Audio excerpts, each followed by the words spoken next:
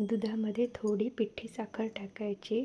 दूध अगदी कोरं हवं, ते न तापवता किंवा पाणी न घालता यूज करायचं आहे.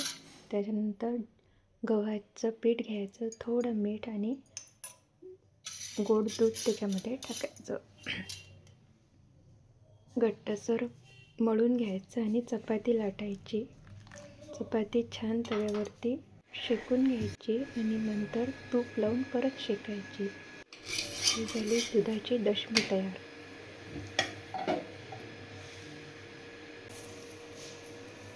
ही प्रवासामध्ये 8 दिवस व्यवस्थित राहते. नंतर ताकामध्ये थोडं बेसन मिक्स करायचं आणि भाजीप्रमाणे ते फोडणी द्यायचं. दशमी आणि ताकातलं बेसन. कांदा आणि लसूण न घालता केलं तर प्रवासामध्ये 8 दिवस छान राहते.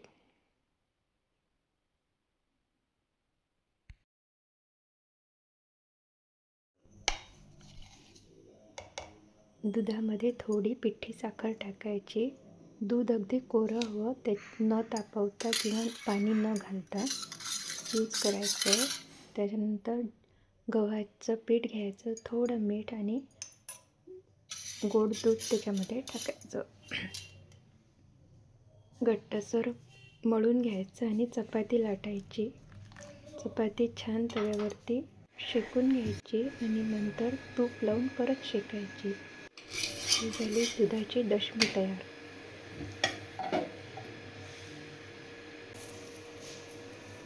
ही प्रवासामध्ये 8 दिवस व्यवस्थित राहते.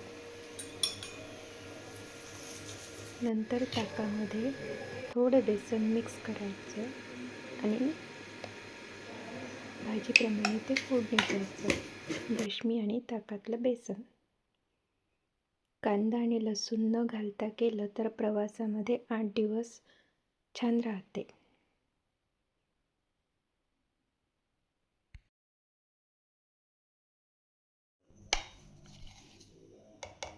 दुधामध्ये थोडी पिठी साखर टाकायची.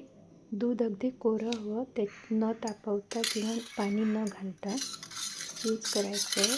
त्याच्यानंतर गव्हाचं पीठ घ्यायचं, थोडं मीठ आणि गोड दूध त्याच्यामध्ये टाकायचं. घट्टसर मळून घ्यायचं आणि चपाती लाटायची. चपाती छान तव्यावरती शेकून घ्यायची आणि नंतर तूप लावून परत शेकायची. ही झाली दुधाची दशमी तयार.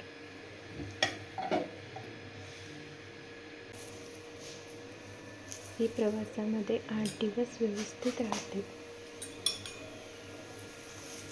नंतर ताकामध्ये थोडं बेसन मिक्स करायचं आणि भाजीप्रमाणे ते फोडणी द्यायचं. दशमी आणि ताकातलं बेसन.